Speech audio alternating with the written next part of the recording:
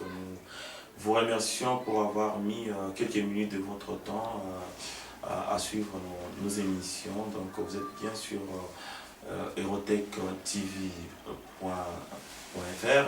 Donc nous vous remercions puisque aujourd'hui nous avons une émission qui va tourner autour de la mort de notre cher bien-aimé Alain Moloto, qui nous a quittés depuis vendredi à 20 h au pays, à Kinshasa. Pour cela, nous avons souhaité inviter quelques-uns de ceux qui ont évolué à ses côtés ou ensemble. Après, ravi de vous recevoir sur notre plateau ce soir. Donc, comme vous le savez bien, donc, nous aimerions d'abord vous connaître, savoir qui vous êtes, qu'est-ce que vous faites et où est-ce que vous habitez. Voilà. Je réside en France, je suis marié, je suis père de 2 enfants. J'habite 8 square de la Vézas, dans le 91 à Cocoran. Voilà, c'est là que je suis. Donc avant de parler de notre bien-aimé Alain Moloto, on aimerait bien savoir si réellement vous êtes artiste, où est-ce que vous avez évolué et depuis quand vous faites ce travail pour l'avancement de l'œuvre de l'Éternel. Merci bien. Je ne peux pas dire autre chose si ce n'est que vous signifier que je suis artiste musicien chrétien. Déjà, je suis déjà chrétien avant d'être musicien.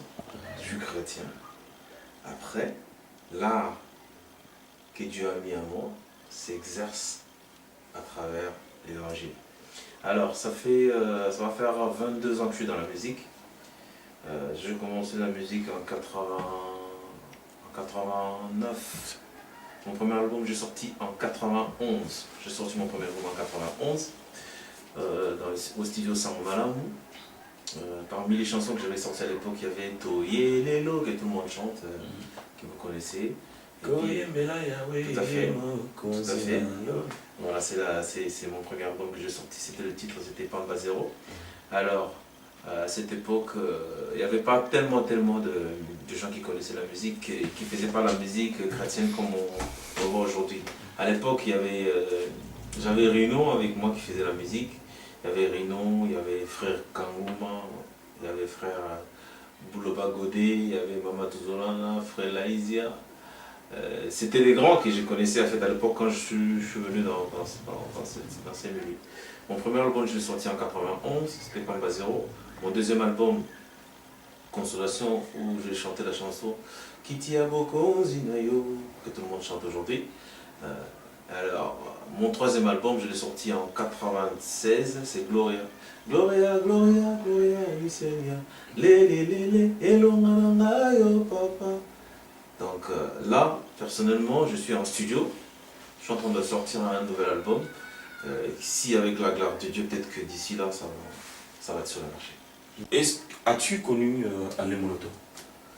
Et dans quelles circonstances tu l'as connu? Je connais Alain Moloto en 93. Quand je faisais mon deuxième album, j'étais en train de préparer entre 92 et 93.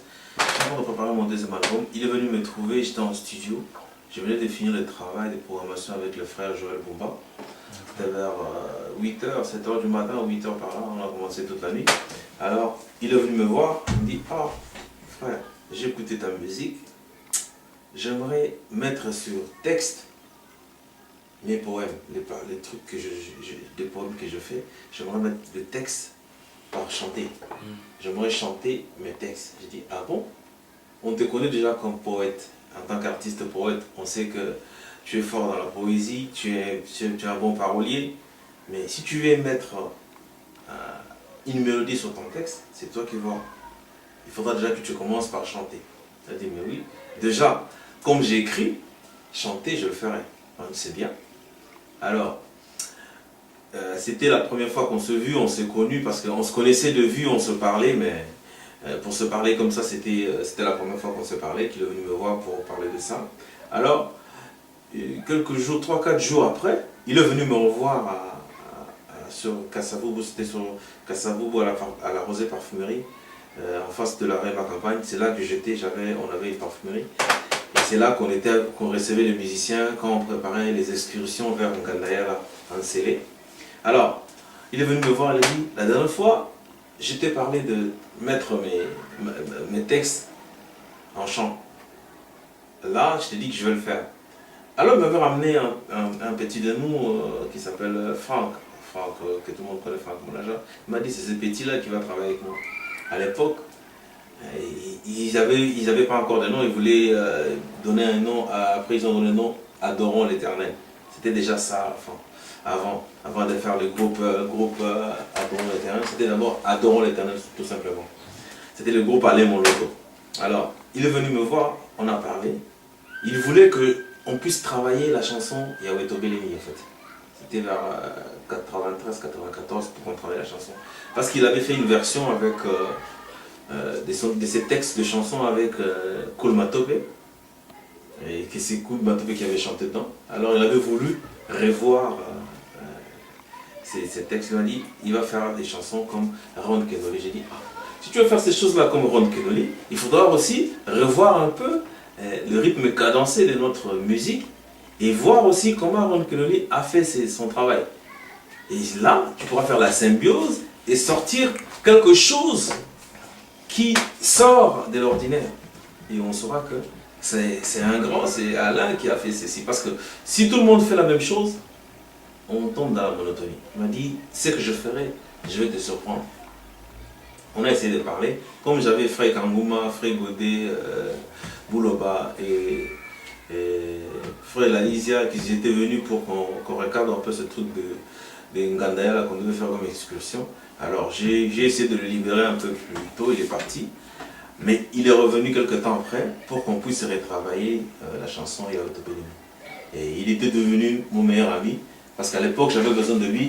C'est quelqu'un qui travaillait dans les ONG de l'ONU. Il était un cadre dans des ONG de l'ONU, je crois.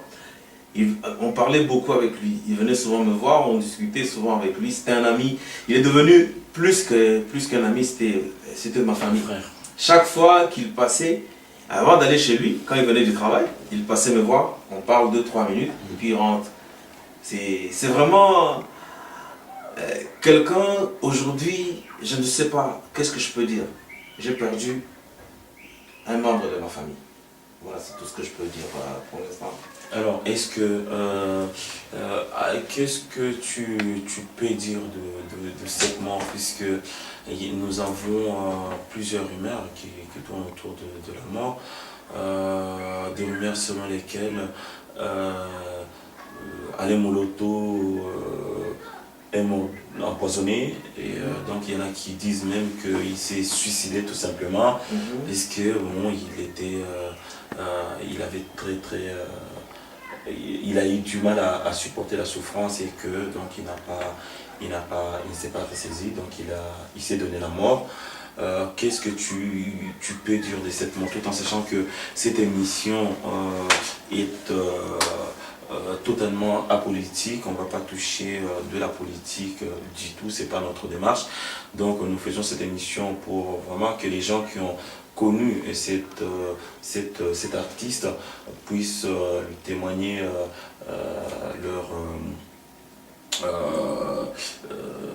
leur souffrance en ces moments de deuil.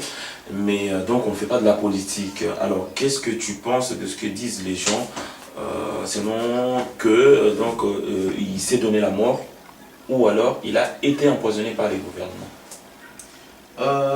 Je ne suis pas au courant de la situation qu'il s'est donné la mort, parce que déjà en tant que chrétien, c'est suicider, ce n'est pas chrétien. Je ne pense pas qu'une personne comme Alain puisse se suicider, non, je ne pense pas.